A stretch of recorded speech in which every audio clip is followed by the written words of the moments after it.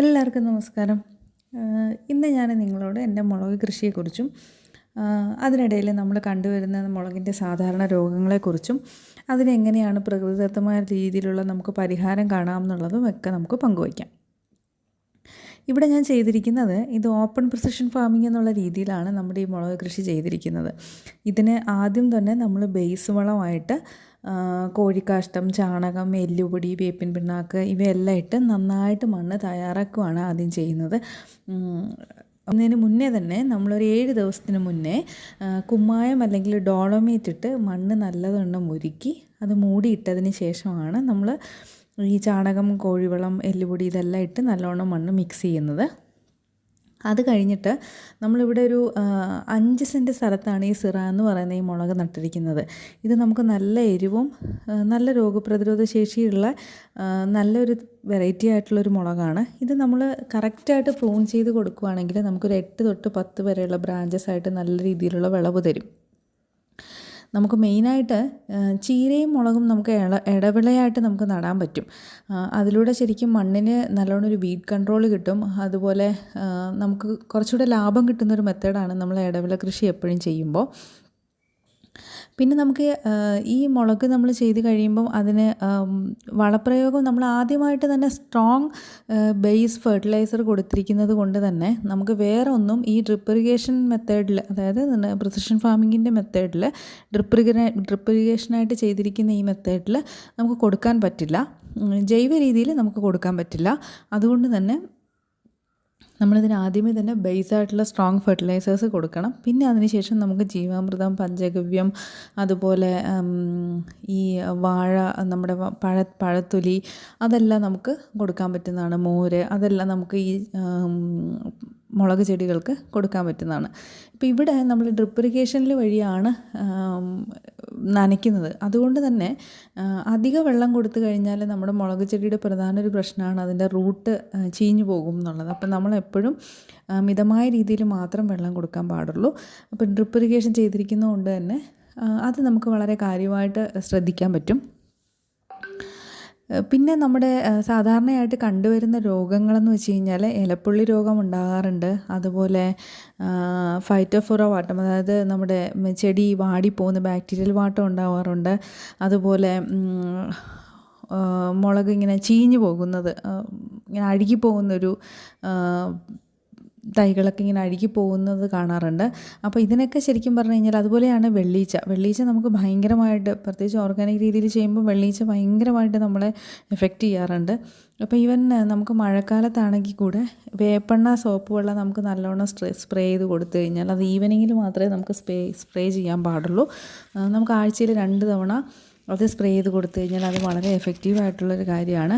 അതുപോലെ നമുക്ക് Pseudomonas fluorescence നമുക്ക് ഇലകളിൽ തളിച്ച് കൊടുക്കാൻ പറ്റും. നമുക്കിപ്പം ഒരു 10 ലിറ്റർ വെള്ളത്തിൽ ഒരു 25 ml വേപ്പെണ്ണ പ്ലസ് സോപ്പും കൂടെയൊക്കെ ആഡ് ചെയ്തിട്ട് നമ്മൾ കൊടുക്കുകയാണെങ്കിൽ ഓൾമോസ്റ്റ് ആയിട്ടുള്ള എല്ലാ കീടങ്ങളെയും അത് നശിപ്പിക്കും.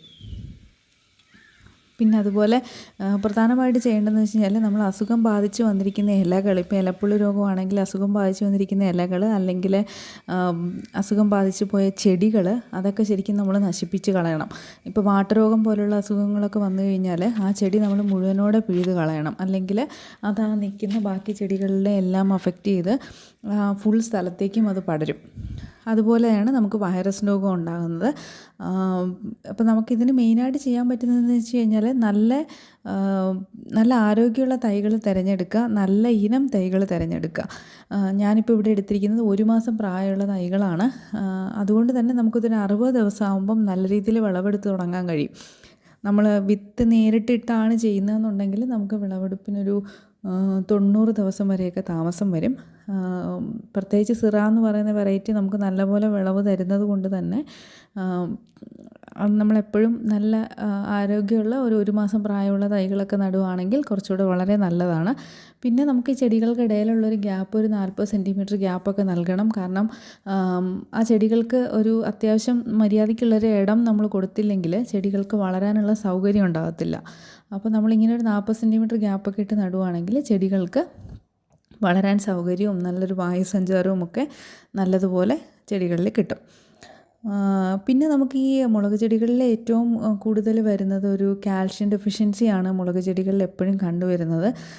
അപ്പോൾ അതുകൊണ്ട് തന്നെ നമുക്ക് പ്രകൃതിദത്തമായ രീതിയിൽ നമുക്ക് കുമ്മായം എന്ന് പറയുന്ന സാധനം അല്ലെങ്കിൽ ഡോളമേറ്റ് എന്ന് പറയുന്നത് നമുക്ക് ചേർത്ത് കൊടുക്കാൻ പറ്റുന്നതാണ് മുളക് ചെടികൾക്ക്. അത് വളരെയധികം ഗുണം ചെയ്യുന്നതാണ്. പിന്നെ നമുക്ക് മുളകിന് വിളവെടുക്കുന്നത് എപ്പോഴും നമുക്കൊരു 2 ദിവസം ഇടവിട്ടാണ് നമുക്ക് മുളക് പറിക്കാൻ പറ്റുന്നത്. അപ്പോൾ നമുക്ക് ഒരു വലിയ മുളകുകൾ നോക്കി ശരിയായ സമയത്ത് നമ്മൾ പറിച്ചെടുക്കണം. അതിൻ്റെ അല്ലെങ്കിൽ നമുക്ക് ആ ചെടി തന്നെ നശിച്ചു പോവും. നമ്മൾ വലിയ മുളകുകൾ നമ്മൾ നിർത്തിയിരുന്നാൽ ആ ചെടിയുടെ ആരോഗ്യത്തിന് തന്നെ അത് കാര്യമായിട്ട് നമുക്ക് ബാധിക്കും.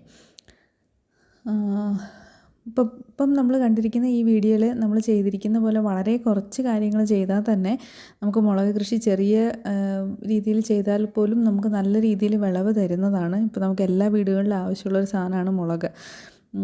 നമുക്ക് തുടർച്ചയായിട്ടൊരു ഭയങ്കരമായ കെയറൊന്നും കൊടുക്കേണ്ട കാര്യമില്ല. പക്ഷേ നമ്മൾ ആഴ്ചയിൽ അത്യാവശ്യം കെയറൊക്കെ കൊടുത്തു കഴിഞ്ഞാൽ നല്ല ആരോഗ്യകരമായിട്ടുള്ള നല്ലൊരു പച്ചക്കറി നമുക്ക് നമ്മുടെ വീട്ടിൽ തന്നെ ഉണ്ടാക്കിയെടുക്കാൻ പറ്റും. നമുക്ക് കെമിക്കൽസൊക്കെ ഒഴിവാക്കി പ്രകൃതിയോട് ചേർന്ന് ആണ് ഞാൻ കൃഷി ചെയ്തുകൊണ്ടിരിക്കുന്നത്. നമുക്ക് അതുപോലെ തന്നെ എല്ലാവർക്കും അവരുടേതായ വീട്ടിൽ പറ്റാവുന്ന പരിമിതികൾക്കുള്ളിൽ നിന്നുകൊണ്ട് തന്നെ നമുക്കൊരു കൃഷി ചെയ്ത് മുളക് കൃഷി നല്ലോണം ചെയ്ത് നോക്കാൻ പറ്റുന്ന മെത്തേഡുകളിൽ ഇപ്പോൾ ഗ്രോ ബാഗിലാണെങ്കിലും ഒക്കെ തന്നെ നമുക്ക് കുറച്ച് നനയ്ക്കുന്നതൊക്കെ ഒന്ന് ശ്രദ്ധിച്ചു കഴിഞ്ഞാൽ നല്ല രീതിയിൽ ഉണ്ടാക്കി എടുക്കാൻ പറ്റുന്ന ഒരു പച്ചക്കറിയാണ് നമ്മുടെ ഈ മുളകെന്ന് പറയുന്നത്. അപ്പോൾ ഇതൊക്കെയാണ് ഇന്ന് ഈ വീഡിയോയിലുള്ളത്. നമുക്ക് അടുത്ത നല്ലൊരു വീഡിയോ ആയിട്ട് വീണ്ടും കാണാം. നമസ്കാരം.